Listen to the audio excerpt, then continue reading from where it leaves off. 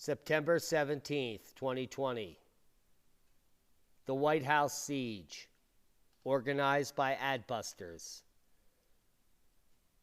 formerly organizing Occupy movement 10 years ago. Have you heard about this? Now, the White House siege for the past 3 months has been organized and purported as a siege on the White House starting on September 17th and not ending until Election Day, organized by Adbusters in Canada, funded by George Soros, who funded the first Occupy movement.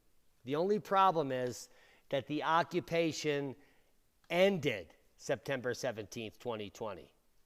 Now, the first Occupy movement 10 years ago included the left, the right, the center, all religions. We all met in organizing groups to discuss the redress of grievances on our government.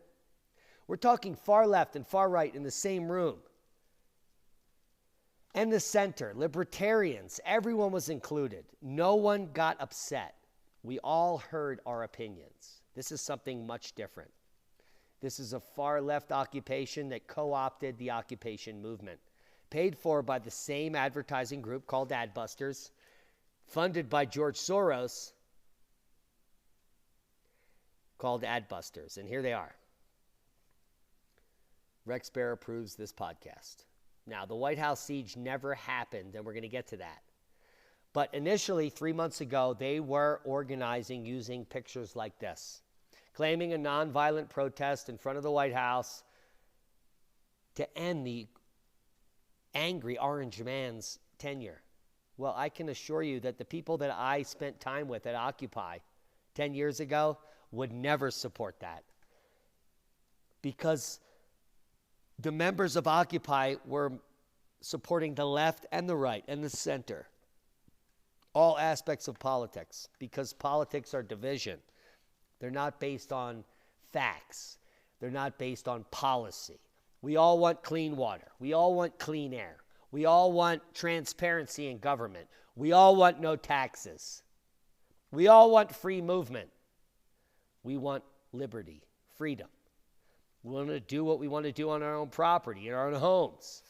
But this event was organized by the far left that do not want that at all. And how could a Canadian organization actually plan to lay siege to the White House for 50 days and occupy it? Well, apparently they can't, no matter how much money George Soros pumps in there. The problem is their messaging was violent, and they claimed to be nonviolent. Here's their first placard 3 months ago.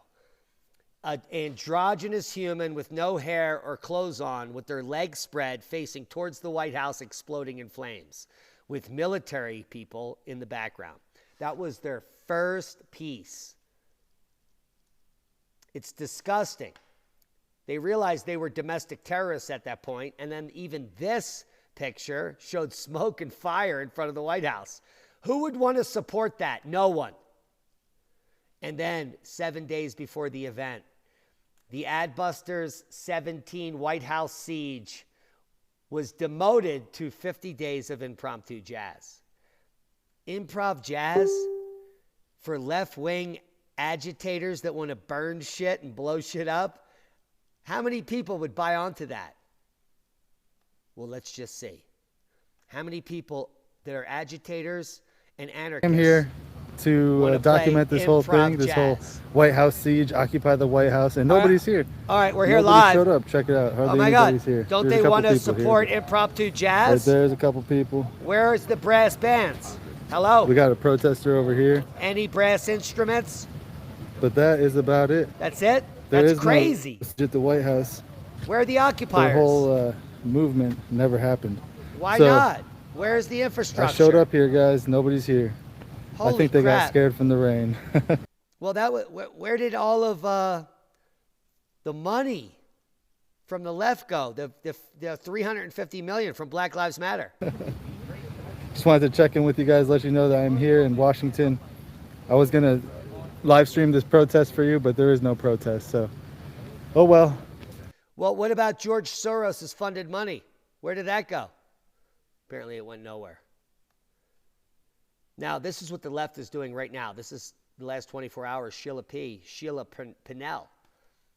She wants to bash some people's heads in or have them assassinated or wish them all to die of a slow death by COVID because they refuse to wear a mask. And she's sick and tired of the hate. And she just mostly wants to live in peace. But did she just realize that everything she just said was hateful and non-peaceful? She wants to bash people's heads in, have them assassinated, and die a long, slow death, but she's tired of the hate? Sheila, you've been eating too many poppy seeds. Bah! Now the sheeple like Sheila have gone from staring in squares to becoming full sheep in less than 1 year. Took 9 months. And the same people that thought the White House siege was a nonviolent event while they showed pictures of the White House burning, they're just as sick. Hashtag White House siege with burning, androgynous, naked people showing their vaginas.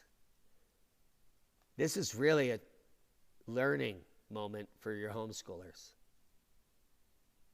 Democrats want to blow up the White House and show their vagina while wearing some kind of weird brain cap. Well, they're also the quicker sniffer-upper, by the way. So there's that. 50 years in office, and you've sniffed quite a lot. Hope you got something out of the video. Occupy has become, well, nothing, because no one's there. And no one cares because it was co-opted by the left, and that's not what redress of grievances on the government's about. It is if you only think one way. And that's making poor people poorer, indoctrinating the African American community as your voters while you keep them poor, and just generally being a statist and making every people mask up for a disease that's no deadlier than sipping a fart. Hope you got something out of the video. I'm sick of it. Proper prior planning prevents piss poor performance. When the world is organized by billions of dollars printed by the Fed, and most of that goes to the left, who has been keeping black people poor and surrounding Democrat cities for decades. It's disgusting. Wake up, white people and black people and every other people that matter, because all people matter except the sheeple. They can all die by the wolf.